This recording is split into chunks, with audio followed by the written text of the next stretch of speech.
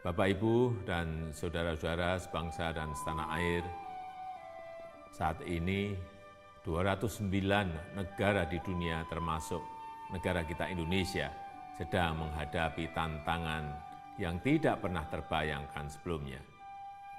Masa yang berat bagi kehidupan kita, bahkan pandemi corona ini telah membawa kesedihan bagi sebagian orang dan kesulitan bagi banyak orang. Dan kita semua mengalami perubahan besar dalam kehidupan kita sehari-hari. Dalam kesempatan ini, saya sampaikan penghargaan dan apresiasi yang tinggi dan terima kasih kepada semua dokter, semua perawat, dan seluruh tenaga medis yang telah berjuang di garis depan dan terus berjuang hingga kini.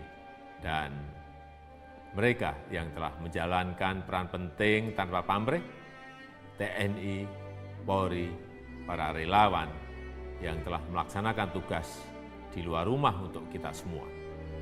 Atas nama masyarakat dan negara, saya memberikan penghargaan setinggi-tingginya karena apa yang Bapak, Ibu, dan saudara-saudara lakukan merupakan pengorbanan yang luar biasa. Saya juga ingin mengucapkan terima kasih kepada Bapak, Ibu, dan saudara-saudara yang telah tinggal di rumah.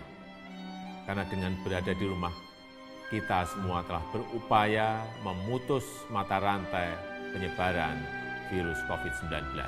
Dan artinya telah menyelamatkan banyak keluarga dari virus ini.